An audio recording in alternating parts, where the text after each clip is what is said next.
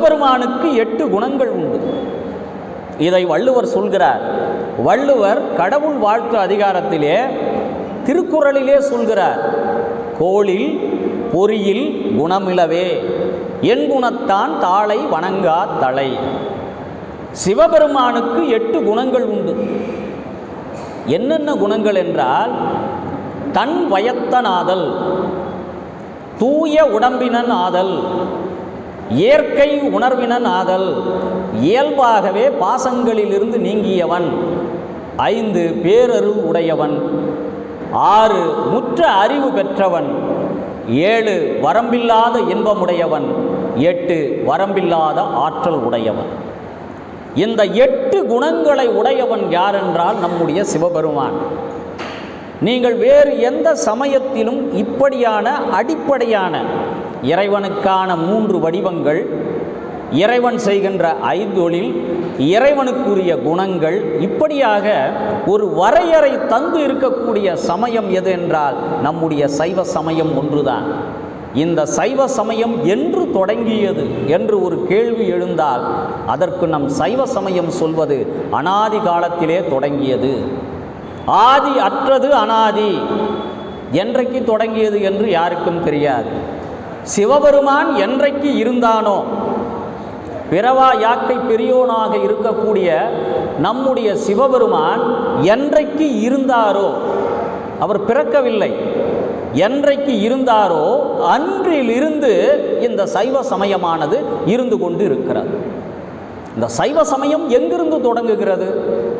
கைலாய மலையிலே இருக்கின்ற பொழுது அங்கே நந்தியம்பெருமான், அதனுடன் பரஞ்சோதி முனிவர், சனத்குமாரர்கள், சத்திய ஞான தரிசனிகள், இப்படி 4 பேர் மூலமாக இந்த சைவ சமயம் தொடங்குகிறது. சிவபெருமான் சைவ தத்துவங்களை நந்தியம்பெருமானுக்கு போதிக்கிறார். அந்த நந்தியம்பெருமான் சனத்குமாரர்களுக்கு போதிக்கிறார். இந்த சனத்குமாரர்கள் யார் என்றால் பிரம்மனுடைய 4 குமாரர்கள் தான் சனத்குமாரர்கள். அவர்களுக்கு போதிக்கிறார். அவர்களுக்கு பிறகு சத்திய ஞான தரிசனிக்கு இந்த சைவ தத்துவங்களை போதிக்கிறார். அதற்கு பிறகு யாருக்கு வருகிறது என்றால் கடைசியாக வரக்கூடிய பரஞ்சோதி முனிவர் வரை இவர்களெல்லாம் அகச்சந்தான குறவர்கள் என்று பெயர். இவர்கள் இருக்கின்ற இடம் கைலை மலையிலே இருப்பவர்கள். இவர்களுக்கு சிவபெருமான் மூலமாக இந்த சைவ தத்துவ நெறிகள் போதிக்கப்பட்டன. அதற்கு பிறகு இந்த மண்ணிலே 4 பேர் புறச்சந்தான குறவர்களாக உருவாகினார்கள். ஒருவர் மெய்கண்டார், 2வது வந்தவர் அருள்நந்தி சிவாச்சாரியார், 3வது வந்தவர் மறைஞான சம்பந்தர், 4வதாக வந்தவர் உமாபதி சிவாச்சாரியார். கைலாய மலையிலே 4, இந்த மண்ணிலே 4. இந்த 4 தான் 14 சாத்திரங்களை இந்த சைவ சமயத்திற்காக உருவாக்கி கொடுத்தவர்கள். சைவ தத்துவங்கள் மெய்கண்டார், அருள்நந்தி சிவாச்சாரியார், மறைஞான சம்பந்தர், உமாபதி சிவாச்சாரியார் என்ற 4 தான் இந்த சைவ சமயத்திற்கான தத்துவ நெறிகளை வரையறுத்து கொடுத்தவர்கள். அதற்கடுத்து சமய குறவர்களாக 4 பேர் வருகிறார்கள். திருஞான சம்பந்தர், திருநாவுக்கரசர், சுந்தரர், மாணிக்க வாசகர் என்ற 4 பேர் அடுத்து வருகிறார்கள். இந்த 4 பேருக்கு முன்னரும் பின்னரும் 63 நாயன்மார்கள் இருக்கிறார்கள். இப்படியான ஒரு படிநிலை வரலாறு உலகத்திலே எந்த சமயத்திலாவது யாராவது காட்ட முடியுமா? நிச்சயமாக எந்த சமயமும் நாம் அதற்காக இன்னொரு சமயத்தை குறை சொல்ல வேண்டும் என்பதல்ல நம் நோக்கம். இன்னொரு சமயத்தினுடைய குறைகளை சொல்வதல்ல நம் நோக்கம். நாங்கள் எந்த விதத்திலே உயர்ந்தவர்கள் என்பதை சொல்வதிலே எமக்கு உரிமை இருக்கிறது. இன்னொருவரை குறை சொல்வதல்ல நோக்கம். நாங்கள் எப்படி உயர்ந்தோம், எப்படி உயர்ந்த நிலையிலே இருக்கிறோம் என்பதை சொல்வதற்கு எமக்கு அத்தனை உரிமையும் இருக்கின்ற காரணத்தினால் யார் கேட்டாலும் உங்களுடைய வரலாறு, ஒரு குடும்பத்திலே எப்படி முன்னோர்களுடைய வரலாறை சொல்கிறோமோ அப்படி சைவர்களாகிய நாம் நம்முடைய முன்னோர்களுடைய வரலாறு, அப்படி என்றால் சட்டையை தூக்கி நாம் தைரியமாக எங்களுக்கு இந்த பரம்பரை வரலாறு இருக்கிறது என்று நாம் தைரியமாக சொல்லலாம். இதுதான் சைவத்தினுடைய உயர்ந்த குணம். 1947 ஆகஸ்ட் மாதம் 15ஆம் தேதி என்ன நாள் என்று உங்களுக்கு தெரியும். இந்தியா சுதந்திரம் பெற்ற நாள். அந்த 1947 ஆகஸ்ட் 15 அல்ல 14ஆம் தேதி இந்த இந்தியாவிலே என்ன நடந்தது அப்படின்னு பார்த்தோம்னா, அன்றைக்கு இந்தியாவினுடைய குடியரசுத் தலைவராக பொறுப்பேற்றவர் ராஜேந்திர பிரசாத். அன்றைய பாரத பிரதமர் ஜவஹர்லால் நேரு. அன்றைக்கு இந்தியாவினுடைய கவர்னர் ஜெனரலாக இருந்த ஆங்கிலேயர்களுடைய கடைசி பிரதிநிதி லார்ட் மவுண்ட் பேட்டன் பிரபு. அவர் இந்தியாவிற்கு சுதந்திரம் கொடுப்பதற்கான ஏற்பாடுகளை செய்கிறார். அப்படி ஏற்பாடு செய்கின்ற பொழுது இந்தியா சுதந்திரம் பெறுவதற்கான ஒரு வரையறை,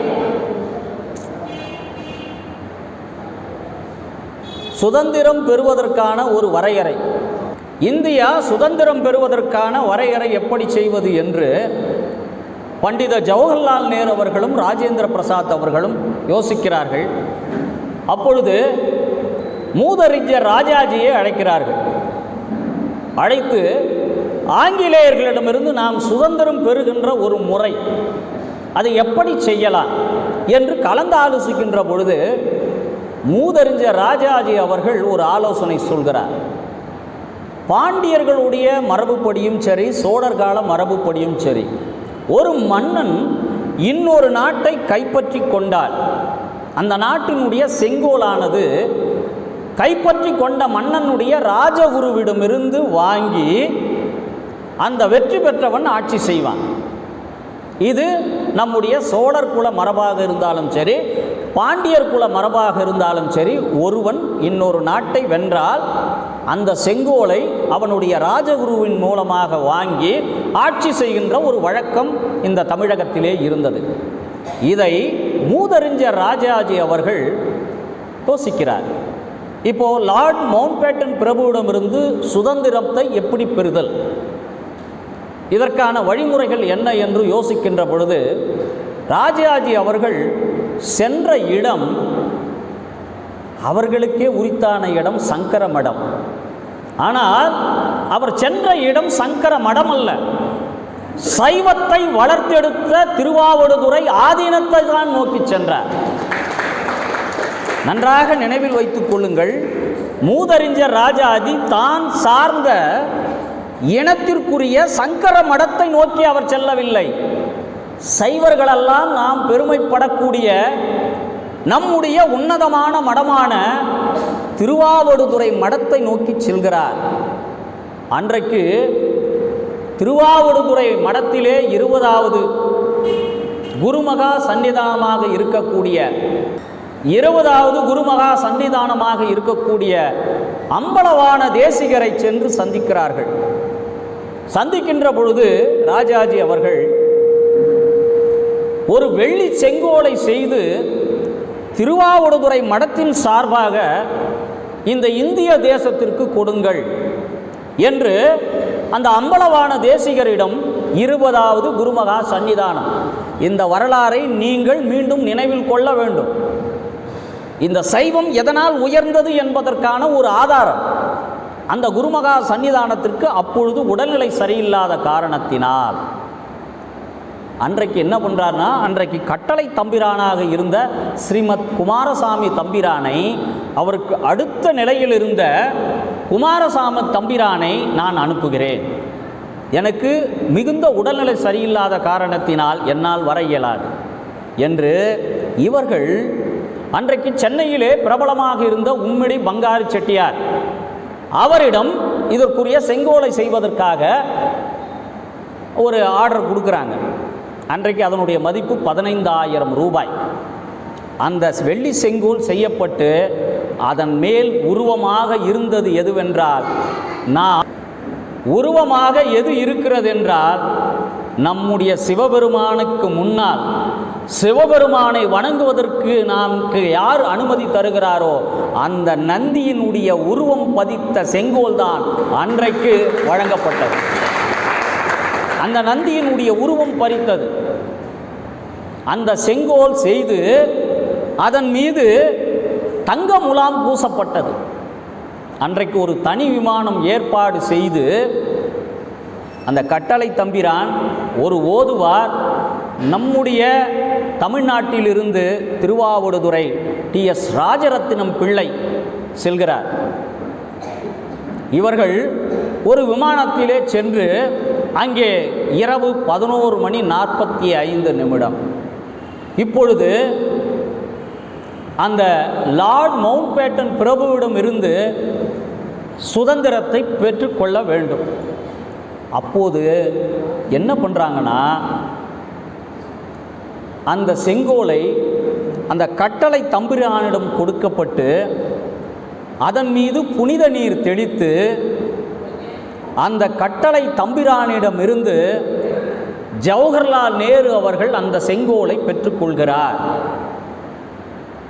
திருவாவடுதுறை மடத்திலிருந்து கொடுக்கப்பட்ட செங்கோல் தான் இந்த மாபெரும் இந்தியாவிற்கே சுதந்திரம் கிடைத்ததற்கான அத்தாட்சியாக இருந்தது. அது மாத்திரம் இருந்தால் நமக்கு பெரிய பெருமை இல்லை. அந்த நேரத்திலே பாடப்பட்ட பாடல்தான் நம்முடைய திருஞான சம்பந்தர் பாடிய அந்த தேவார பாடல். வேயுறு தோழி பங்கன் விடமுண்ட கண்டன் என்று தொடங்கக்கூடிய அந்த பாடலை பாடித்தான் அந்த 11 பாடல்கள் பாடப்பெற்ற பிறகுதான் இந்த இந்திய திருநாட்டிற்கே சுதந்திரம் கிடைத்தது. நாம் சுதந்திர காற்றை சுவாசிப்பதற்கு காரணமாக இருந்தது திருஞான சம்பந்தர் கொடுத்த அந்த பதிக பாடல்தான். அடியார்கள் ஆழ்வர் அரசாணை நமதே, அடியார்கள் வானில் அரசாழ்வார் ஆணை நமதே என்று கடைசியாக சொல்லப்பட்ட ஆணை நமதே என்று சொல்லப்பட்ட அந்த ஆணித்தரமான வாசகம்தான் இந்த இந்திய திருநாடு சுதந்திரம் கிடைப்பதற்கான ஒரு ஆணையாக இருந்தது. அத்தகைய பெருமைக்குரிய சமயம் எதுவென்றால் நம்முடைய சைவ சமயம் ஒன்றுதான் என்பதை நினைவிலே வைத்துக் கொள்ள வேண்டும். ராஜாஜி ஏன் இந்த திருவாவடுதுறை மடத்திடம் கொடுத்தார்? சங்கர மடத்திடம் அவர் கொடுக்கவில்லை. காரணம், இந்த சைவ சமயத்தினுடைய உன்னதமான தன்மை ராஜாஜி அவர்களுக்கு தெரிந்த காரணத்தினால்தான் அதை திருவாவடுதுறை மடத்திடம் கொடுத்தார். இப்போ தோன்றா துணை தோடுடைய செவியனாக இருக்கக்கூடிய சிவபெருமான் என்ன பண்ணுறார்னா, கிபி 7ஆம் நூற்றாண்டு, இந்த 7ஆம் நூற்றாண்டிலே கிமுவிலே பௌத்த சமயமும் சமண சமயமும் இந்த மண்ணிலே ஆழமாக வேரூன்றி இருந்தது. அந்த நேரத்தில் சைவமாக இருந்தாலும் சரி, வைணவமாக இருந்தாலும் சரி, அதனுடைய செயல்பாடுகள் என்பது மங்கி போயிருந்த காலம்.